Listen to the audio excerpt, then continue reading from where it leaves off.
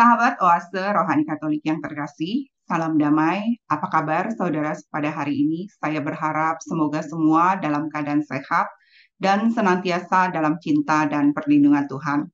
Senang sekali saya, Angelika Luciana, dapat kembali menjumpai sahabat semua di Minggu Pekan Biasa yang ke-24. Dan kita sungguh bersuka cita karena pada hari ini telah bergabung bersama kita dalam siaran Zoom Romo Frans Kristi Adi Prasetya yang biasa akrab kita sapa dan kita kenal beliau dengan sebutan Mo Kris. Mari sahabat terkasih kita bersama menyapa Romo. Romo Kris, salam damai, selamat bergabung. Apa kabarnya hari ini Romo? Salam damai Mbak Lucy, teman-teman sahabat Oase semuanya, selamat berbahagia, shalom, damai sejahtera. Saya sehat, semoga teman-teman juga sehat semuanya, Mbak Lucy juga sehat. Amin. Terima kasih ya Mau Kris sudah berkenan hadir menyalurkan cinta dan berkat Tuhan bagi kita semua pada hari ini. Sahabat Oase Rohani Katolik yang terkasih, sebelum kita memulai permenungan, mari satukan hati membuka dengan doa yang akan dibawakan oleh Romo Kris. Mari sahabat-sahabat Oase, Mbak Lucy, kita bersatu di dalam doa. Dalam nama Bapa dan Putra dan Roh Kudus. Amin. Tuhan Allah Bapa yang Maha Kasih, kami sangat bersyukur bahwa kami bisa berkumpul dan memuji dan memuliakan nama-Mu di dalam perjumpaan kali ini.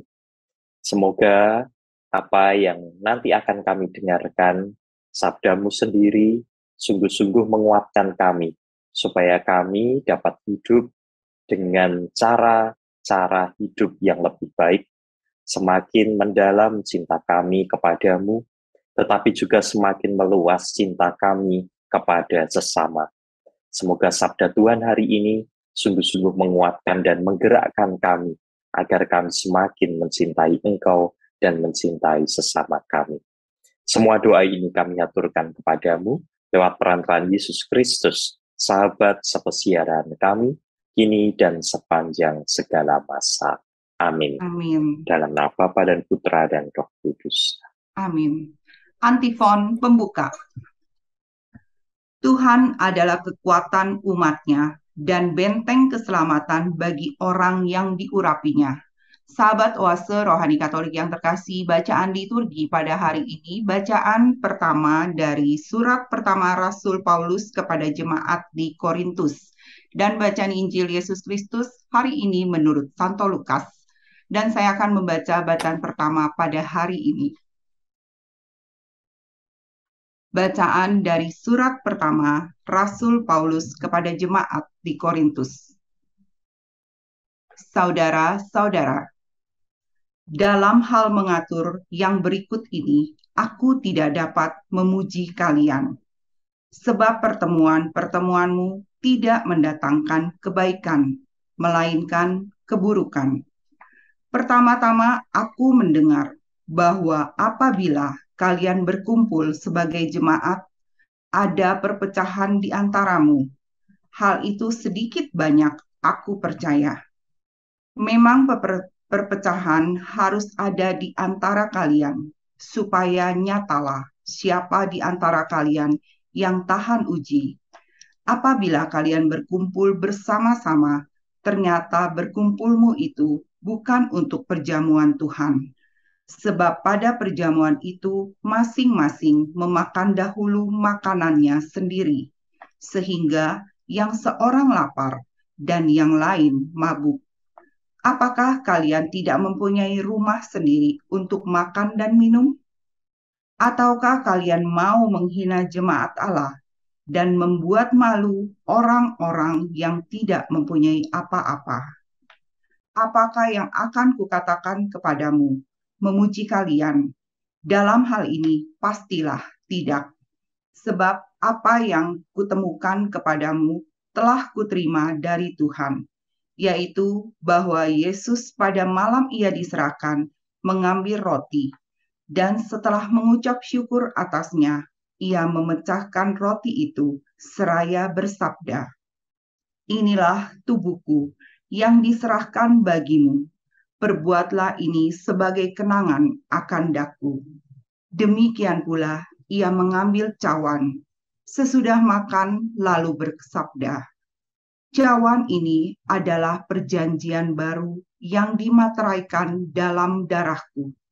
Setiap kali kalian meminumnya, perbuatlah ini sebagai kenangan akan daku. Setiap kali kalian makan roti ini dan minum dari cawan ini, kalian mewartakan wafat Tuhan sampai Ia datang. Demikianlah sabda Tuhan. Syukur kepada Allah. Mazmur tanggapan. Wartakanlah wafat Tuhan sampai Ia datang. Wartakanlah wafat Tuhan sampai Ia datang. Kurban dan persembahan tidak kuinginkan, tetapi Engkau telah membuka telingaku. Kurban bakar dan kurban silih tidak Engkau tuntut. Lalu aku berkata, lihatlah Tuhan akan. Lalu aku berkata, lihatlah Tuhan, aku datang. Wartakanlah wafat Tuhan sampai Ia datang. Dalam gulungan kitab ada tertulis tentang aku. Aku senang melakukan kehendak-Mu, ya Allahku. Taurat-Mu ada di dalam dadaku. Wartakanlah wafat Tuhan sampai Ia datang. Aku mengabarkan keadilan di tengah jemaat yang besar. Bibirku tidak kutahan terkatup. Engkau tahu itu, ya Tuhan. Wartakanlah wafat Tuhan sampai Ia datang.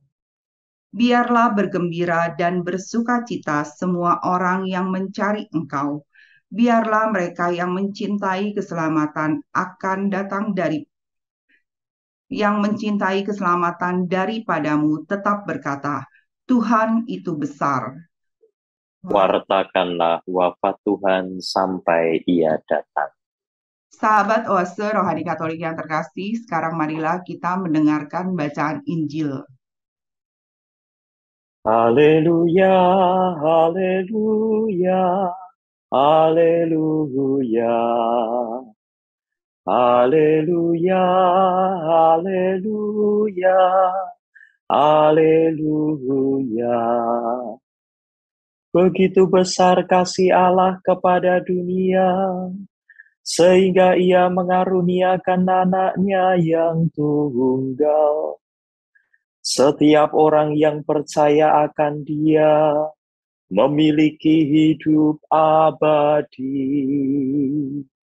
Haleluya, haleluya, haleluya.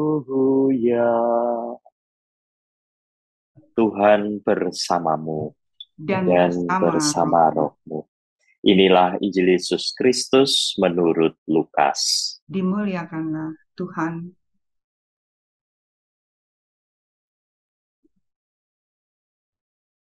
Pada suatu ketika Yesus selesai berbicara di depan orang banyak, masuklah Ia ke Kapernaum.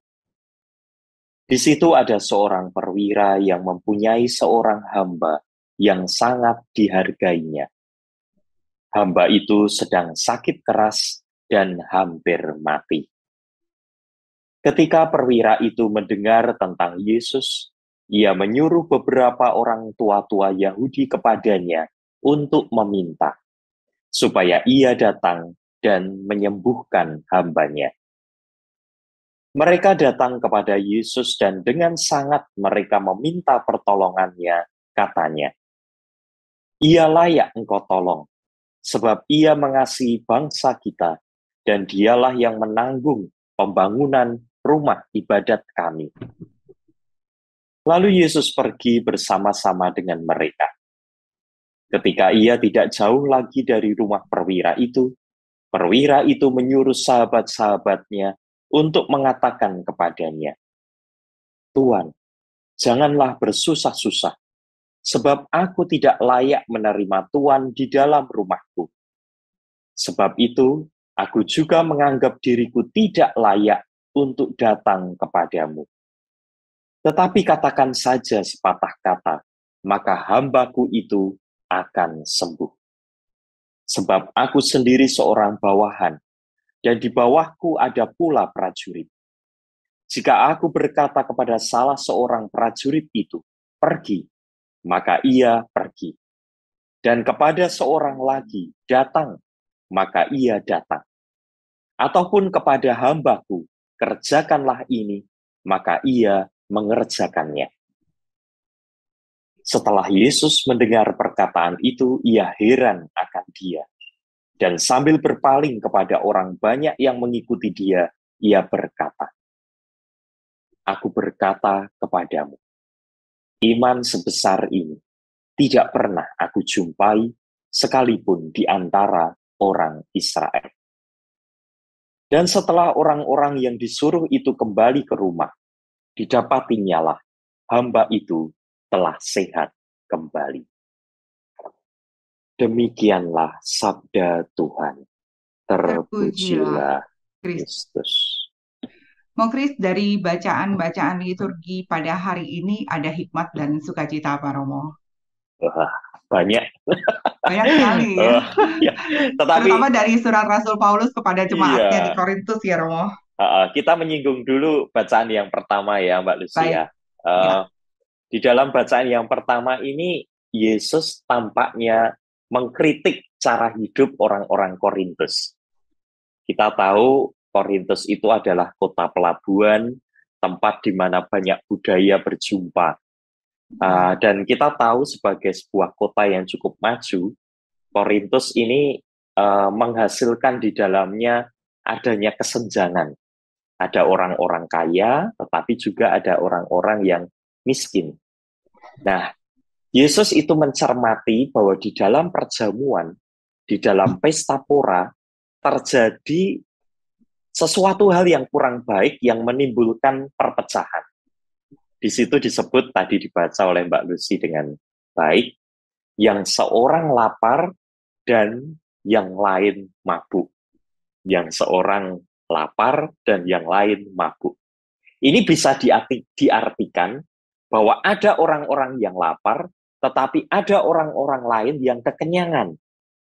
Dan mereka yang kaya itu pamer dan membuat jarak terhadap yang kekurangan. Sehingga orang-orang seperti ini berpikir tentang dirinya sendiri, berpikir tentang urusannya sendiri. Nah, Yesus mengkritik gaya hidup yang seperti ini. Dan cara Yesus mengkritik itu luar biasa. Dia tidak hanya menyampaikan, tetapi kemudian ia menunjukkan bagaimana perjamuan yang benar itu.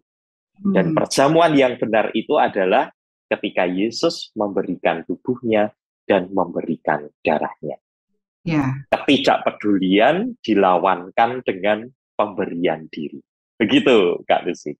Jadi seperti yang Keuskupan Agung canangkan juga pada tahun ini ya, bagaimana kita bisa berbela rasa. Berarti seperti ini yang Tuhan ajarkan firman pada hari ini ya, Romo. Betul, betul. Dan ungkapan bela rasa itu kan kalau di dalam bahasa Inggris sering diterjemahkan dengan kata compassion gitu ya. Compassion ya.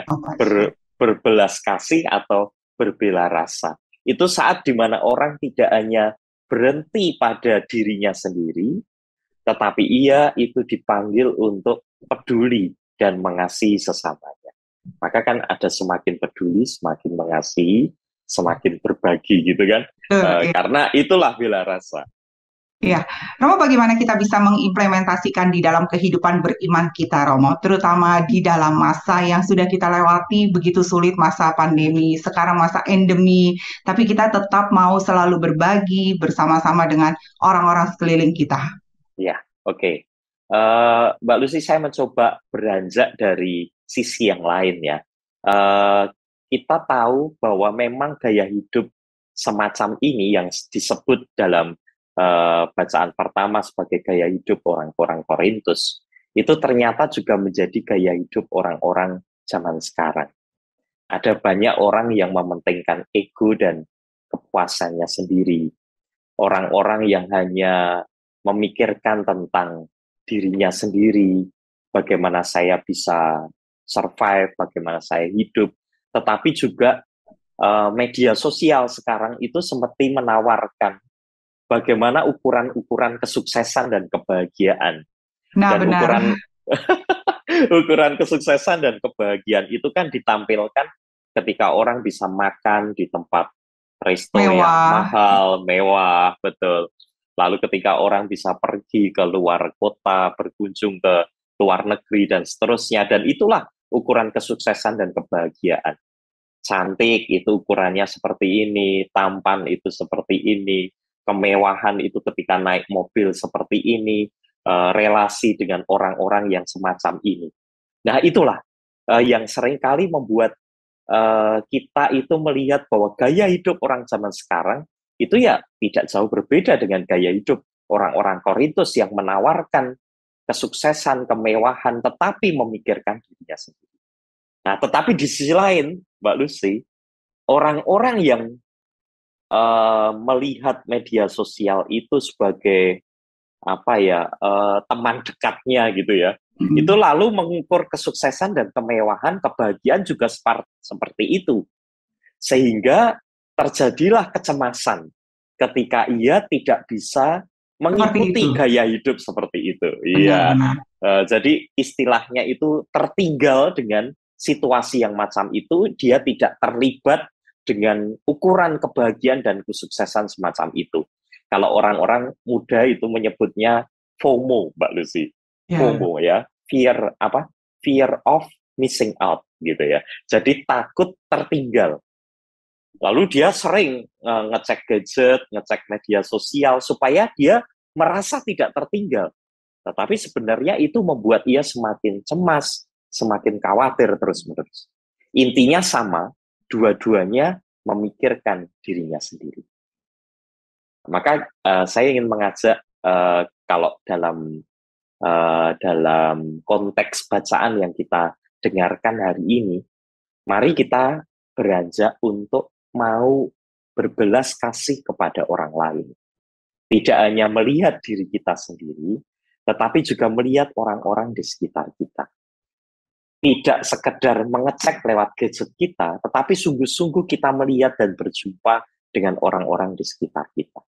Kita mengubah cara pandang kita supaya tidak selalu itu melihat diri kita sendiri dan orang-orang lain itu hanya di balik jendela gitu. Ya, mari kita berbelas kasih dengan melihat mereka, tahu bahwa ada banyak orang yang juga kekurangan, tidak hanya diri kita saja yang kekurangan, sehingga kita juga mau untuk berbagi kasih, berbagi waktu, mungkin dalam keluarga, memberi hati kepada orang-orang di keluarga kita, tidak hanya sibuk dan cemas terhadap diri kita sendiri. Menurut saya, apa yang tadi dikatakan Yesus di dalam bacaan pertama baik sekali, bahwa ia mau memberikan dirinya, tidak hanya sibuk dengan dirinya sendiri. Itu Mbak Lucy. Iya, ini Romo luar biasa loh, memberikan contoh memulai dari gereja kecil yaitu keluarga kita ya Romo. Bagaimana kita bisa berbagi dulu sesama anggota keluarga, kemudian kita baru mulai dengan yang di lingkungan, wilayah, gereja, dan bahkan sekeliling tempat kerja yang kita jumpai sepanjang hari-hari. Romo, untuk melakukan segala sesuatu berbagi. Kita butuh rahmat, keikhlasan, dan ketulusan. Karena kadang-kadang kan kita mengukur apa yang mau saya bagi Tuhan, saya sendiri lapar, misalnya saya sendiri kekurangan. Bagaimana kita bisa membuat hidup ini cukup dan kita bisa berbagi? Bagaimana Romo? Pertama, bersyukur ya, pasti ya Mbak Lucy ya. Saya kira semuanya setuju. Karena Ya, ketika kita bersyukur, kita itu berbelas kasih pada diri kita sendiri. Artinya melihat bahwa Tuhan itu menganugerahkan hal baik, banyak hal baik kepada kita. Dia memberikan tubuh yang seperti ini, dia memberikan kekayaan, bakat, minat, mungkin kebaikan-kebaikan yang kita punya, sifat-sifat baik yang kita punya. Tidak selalu seperti tadi diukur anugerah itu dari apa yang kita miliki, materi yang kita miliki, tidak sekedar itu. Maka pertama bersyukur. Dan dengan bersyukur kita bisa melihat ada banyak kebaikan yang Tuhan beri untuk kita. Nah sekarang apa yang mau kita berikan kalau kita sudah bisa bersyukur? Senyuman kita, sapaan kita, dukungan kita, itu lebih daripada sekedar ketika kita melihat orang miskin, lalu kita sekedar menaruh uang dengan begitu saja. Kita juga bisa menyapa mereka yang sakit, mereka yang menderita, Tentu oke lah bahwa orang-orang zaman ini seringkali melihatnya, wah kamu nggak bawa apa-apa nih, kamu nggak ngasih apa-apa gitu ya. Iya. Tetapi kan ketulusan itu kan kita sendiri yang mengukur ya. Kita bisa mungkin memberi uang banyak untuk orang lain. Kalau saya nggak bisa sih. Tapi orang mungkin bisa ya melakukan itu. Tapi apakah itu tulus dan ikhlas? Mungkin kita bisa mengukurnya dari hal yang kecil yang kita miliki. Apakah ketika kita menyapa orang lain, kita sungguh-sungguh menyapa dengan ketulusan?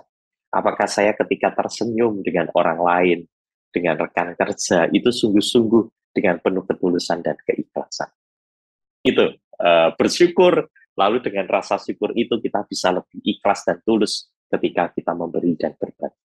Ya, ini contoh kecil yang kelihatannya sederhana tapi membawa efek besar bagi setiap orang ya Romo ya.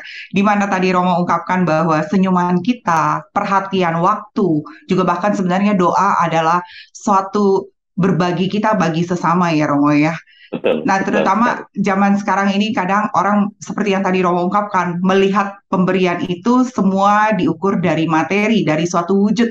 Tapi sebenarnya yang tidak terwujud itu adalah yang lebih terpenting ya Romo.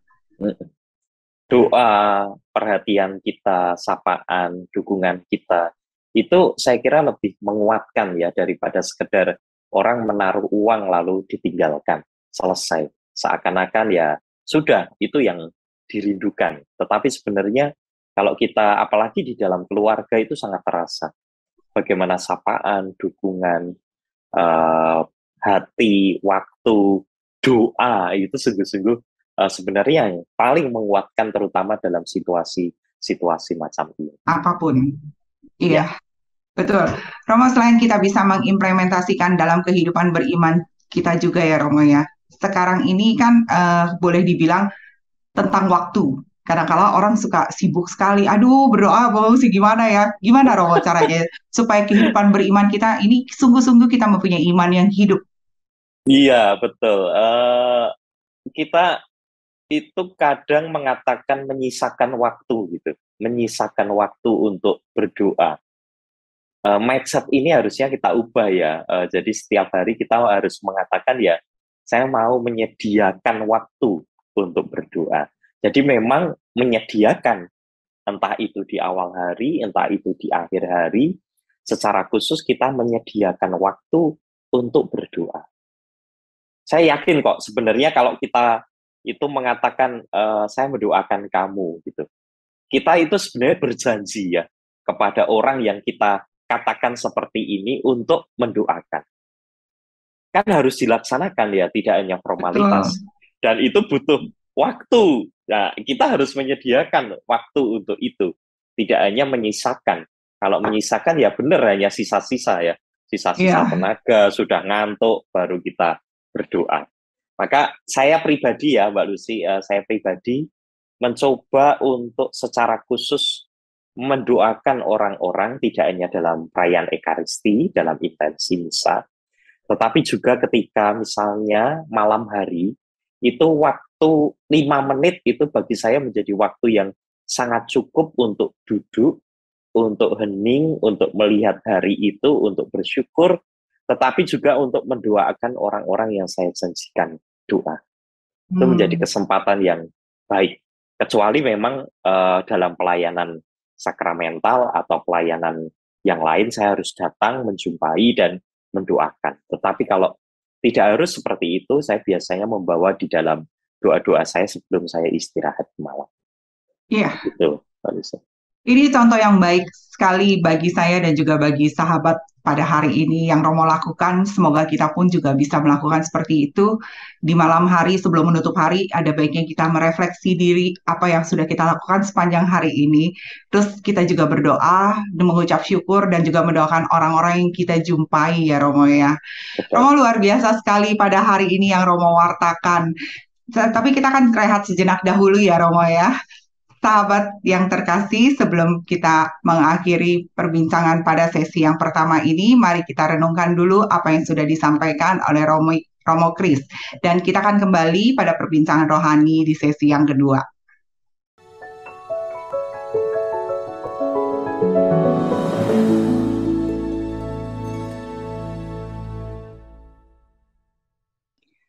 Sahabat Oase Rohani Katolik yang terkasih, salam damai kembali lagi bersama Romo Frans Kristi Adi Prasetya dan saya Angelika Luciana. Anda masih menyimak Oase Rohani Katolik. Mau Kris, kita kembali lagi di dialog iman di sesi yang kedua. Kalau dari bacaan pertama, tadi Romo begitu gamblang menjelaskan kita bagaimana kita bisa mempraktekannya di dalam kehidupan beriman kita. Kalau dari bacaan Injil pada hari ini, Romo, ada kisah yang bagus ya tentang bagaimana iman seorang prajurit. Romo bisa ungkapkan dan menjelaskan pada kita semua.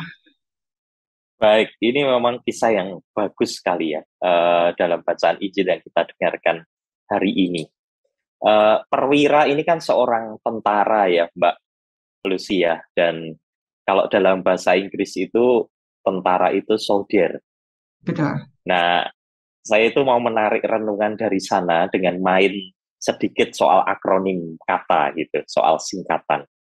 Jadi soldier itu saya bayangkan itu seperti sebuah singkatan yang kepanjangannya adalah solid dan solider. Solid dan solider. Iya. Kenapa demikian ya? Pertama, arti kata solid. Solid itu kan satu dan kuat. Satu dan kuat. Nah, saya melihat bagaimana perwira ini cara hidup dan cara berimannya, atau ya kalau kita mengatakan cara beriman itu sebenarnya cara hidup juga. Itu cara hidupnya itu sederhana sekali, yaitu saya mengandalkan Tuhan. Saya percaya kepada Tuhan. Dia mendengar bagaimana Yesus itu berkeliling untuk menyembuhkan orang-orang yang sakit, dan dia percaya. Nah, solid itu adalah ketika perwira itu percaya kepada Tuhan. Saya berharap kita juga punya soliditas macam ini, di mana saya itu sungguh mendalam cintanya kepada Tuhan, saya percaya kepada Tuhan. Lalu itu solider. Solider itu ditunjukkan ketika perwira ini memikirkan hambanya yang sakit. Ini luar biasa ya, bahwa seorang perwira masih mau memikirkan hambanya yang sakit, berbelas kasih kepada yang sakit, dan mengusahakan kesembuhannya. Jadi solid itu mendalam cinta kita kepada Tuhan, percaya kepadanya, lalu solidaritas atau solider itu ketika si perwira ini meluas cintanya kepada sesama. Nah, ini awalnya ya, yang mungkin harus kita ingat pertama-tama adalah solid dan solider, bahwa saya percaya, tetapi saya juga meluas cintanya kepada sesama. Itu Mbak Lucy. Iya, artinya kan kita bukan hanya untuk diri sendiri, tapi bagaimana dia bisa berbagi, memikirkan kebawahan dia ya Romo ya. Oleh karena itu makanya dia mengupayakan kepada Tuhan, bagaimana bisa mendapatkan suatu kesembuhan, seperti itu ya Romo. Iya, betul sekali. Jadi tadi kan dia mengatakan, itu sering kita katakan kalau kita komuni kan, bersabdalah Tuhan, maka hambaku ini akan sembuh, gitu ya. Maka hambaku akan sembuh. Kalau kita meresapkan sungguh-sungguh ketika kita merayakan Ekaristi, dan ketika kita mengatakan itu, ya Tuhan, saya tidak pantas Tuhan datang pada saya, bersabdalah saja maka saya akan sembuh. Itu kan menunjukkan bagaimana kita sungguh-sungguh percaya kepadanya. Betul. Nah, ini dasar iman kita, gitu. Dasar iman kita. Nah, setelah kita mengucapkan itu, kita melihat bagaimana Yesus itu memberikan diri lewat komuni. Jadi, setelah kita percaya kepada Tuhan, gereja mengajak kita untuk komunio, untuk berbagi di dalam persekutuan. Nah, ini sebenarnya sudah selalu kita resapkan di dalam Ekaristi, dan tantangannya adalah mewujudkannya di dalam kehidupan sehari-hari. Iya, betul. Nah, ini yang mempraktekannya bukan kadang kalah. Mungkin juga terjadi kepada saya, Romo. Kadang-kadang kita juga bingung bagaimana kita bisa mempraktekannya kehidupan beriman kita. Apalagi di akhir perayaan Ekaristi, kita pun diutus ya, Romo, untuk berbagi. Nah, Romo bisa memberikan contoh dalam kehidupan beriman kita, Romo. Oke. Baik. Saya akan kembali pada soal FOMO tadi ya Mbak. Ini soalnya ini sedang saya gulati juga ya. Kadangkala perhatian saya juga terdistrak oleh gadget, oleh sosial media gitu. Dan kita membayangkan bahwa sosial media dan gadget itu menjadi cara kita berjumpa dengan orang lain. Memang ini cara baru yang ditawarkan. Tetapi kita tidak boleh lupa bahwa gadget itu juga membawa dampak negatif, yaitu kecemasan tadi. Lalu seakan-akan semuanya itu dipakai untuk melihat diri kita sendiri saja. Misalnya, ketika kita posting, kita itu sangat rindu di-likes oleh orang lain. Betul. Jadi selalu untuk diri kita sendiri terus. Tabernakel yang baru dalam tanda kutip ini, itu kita pakai terus untuk memuja diri kita pribadi. Lalu kita lupa bahwa di dalam kehidupan kita setiap hari, kita punya orang-orang lain yang harus kita pandang, dan kita tahu, kita mengerti kesulitannya apa gitu. Tetapi ketika gadget ini kemudian mengatur cara pandang kita, maka ya kita tidak akan mungkin menjadi solid-solider seperti perwira di dalam bacaan Injil hari ini. Kalahkan dulu, sadari, bukan kalahkan, ya sadari bahwa gadget dan media sosial dapat membuat kita menjadi cemas tentang diri kita sendiri.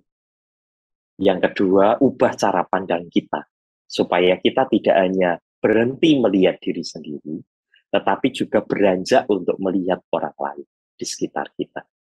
Nah, supaya kita bisa melihat orang lain dan berbelas kasih kepada mereka, ya bersyukur.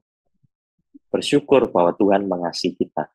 Lalu setelah itu kita bisa memberi dan berbagi dengan tulus. Mulailah dari diri sendiri, mulailah dari lingkungan yang terdekat. Itu paling sederhana menurut saya. Iya, dan menurut saya juga perlu ditambahkan, kita harus mohon rahmat, kecermatan, dan kebijaksanaan di dalam melihat medsos ya Romo ya. Betul, betul. Itu juga. Iya. Kadang-kadang kan kita suka melihatnya menjadi tolak ukur, terus akhirnya jadi insecure dan sebagainya, seperti itu ya Romo. Benar, kita kan jadi sulit bersyukur karena ukuran kesuksesan dan ukuran kebahagiaan kita letakkan di sosial media yang menawarkan hal-hal yang semu semacam itu ya. Ya betul. Meskipun saya pakai juga ya Mbak Lucia, artinya saya juga pakai media sosial, tetapi ya itu tadi, kita harus berani setiap saat untuk mengambil jarak dan mohon rahmat kebijaksanaan seperti yang Mbak Lucy sampaikan tadi. Iya, yang susah ini adalah bijaksana di dalam melihat dan menyikapi ya Romo. Iya. Apalagi iya, orang-orang itulah. muda sekarang, bahkan juga sampai ke yang sudah dewasa dan juga sudah tua. Seperti yang tadi Romo katakan, setiap kali posting kita butuh orang untuk mengakui, untuk menyukai. Itulah.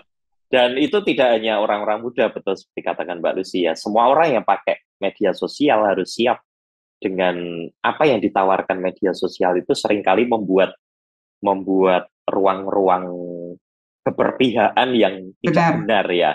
Misalnya seperti dulu pemilu, pilkada dan masing-masing dan macam-macamnya itu yang membuat pengkotak-kotaan. Nah ini kan sebenarnya media sosial nih yang membuat, yang semakin membuat adanya polarisasi itu, perpecahan itu kan juga media sosial, karena kita kurang bijaksana juga menanggapinya. Begitu, dan maka ya seperti yang dikatakan Mbak Lucy tadi ya, kita perlu bijak juga untuk memakai media sosial itu. Ya, semoga pada hari ini semua sahabat yang mendengarkan, mereka yang tua, mereka yang muda, juga lebih bijaksana dalam menyikapi dan melihat media sosial ya Romo ya. Dan tentunya setelah ini pun kita juga lebih bisa berbagi kepada sesama kita dengan solid dan solider. Itu yang paling terpenting ya Romo ya.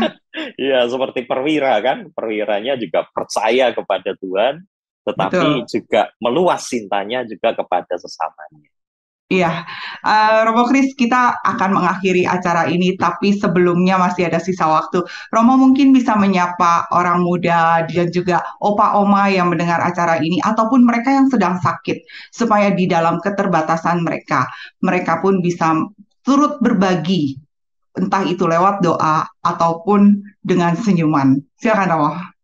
Terima kasih, Mbak Lucy. Sahabat-sahabat Oase yang terkasih, teman-teman muda, Bapak Ibu, saudari-saudaraku, juga saudari-saudaraku yang mungkin sedang sakit, Kita percaya bahwa Tuhan tidak pernah meninggalkan kita.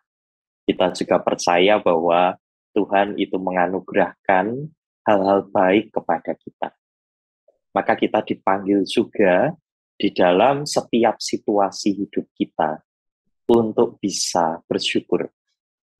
Dan yang kedua, kita dipanggil juga untuk bisa mengasihi sesama kita. Semoga rasa syukur ini membuat kita itu kuat juga di dalam pengalaman penderitaan kita. Karena orang-orang yang menderita dalam konteks iman kita itu adalah mengambil bagian dalam penderitaan Kristus. Kristus ikut memanggul salib-salib kita. Juga bagi saudari-saudara yang sedang sakit. Tetap berpengharapan, tetap semangat, bisa bersyukur, karena rasa syukur membuat kita juga bisa berbagi kepada orang lain, bisa memberikan apa yang kita miliki, senyuman kita, dukungan kita, doa-doa kita kepada orang-orang yang sungguh membutuhkan apa yang bisa kita berikan kepada mereka dengan tulus dan ikhlas. Itu saja Mbak Lucy. Amin. Kuat. Ya. Iya, Romo terima kasih loh buat kebersamaannya pada hari ini yang Romo Kris wartakan, memberikan inspirasi dan semangat beriman bagi kita semua untuk lebih solid, solider, dan juga bijaksana di dalam melihat dan juga bermain medsos seperti itu ya Romo ya. Iya, betul. Terima kasih Romo Kris. Sahabat Oase Rohani Katolik yang terkasih, usai sudah kebersamaan kita pada hari ini, saya Angelika Luciana dan Romo Frans Kristi Adi Prasetya mohon pamit dari ruang dengar Anda. Sekarang marilah kita satukan hati, menutup dengan doa dan mohon berkat Allah melalui Romo Kris. Marilah kita berdoa dalam nama Bapa dan Putra dan Roh Kudus. Amin. Tuhan, kami bersyukur sekali hari ini kami boleh mendengar sabda-Mu. Kami boleh dikuatkan, kami boleh digerakkan untuk semakin mencintai Engkau dan mencintai sesama kami. Semoga kami pun semakin mempunyai iman yang benar, harapan yang teguh, kasih yang sempurna, agar kami semakin mampu mencintai Engkau ya Tuhan dengan seluruh ketulusan diri kami. Semoga dengan itu kami bisa mensyukuri hidup kami, dan memberikannya kepada orang-orang di sekitar kami, orang-orang terdekat yang kami jumpai, dan kami janjikan doa kepada mereka. Tuhan Allah Bapa yang Maha Baik, berkatilah aktivitas-aktivitas kami berikutnya, semoga oleh karena terang sabda-Mu, kami menjadi pribadi yang semakin solid dan solider. Dimuliakanlah nama-Mu ya Tuhan, kini dan sepanjang masa. Amin. Tuhan bersamamu, dan bersama rohmu. Semoga Allah yang Maha Kuasa memberkati saudari-saudara semua, Bapa dan Putra dan Roh Kudus. Amin. Amin. Semoga kita semua dapat menjadi garam dan terang kasih Tuhan bagi sesama. Jangan lupa tetap jalankan protokol kesehatan untuk kebaikan kita semua. Romo Kris, terima kasih. Salam damai untuk semuanya. Amin. Terima kasih. Salam damai untuk semua.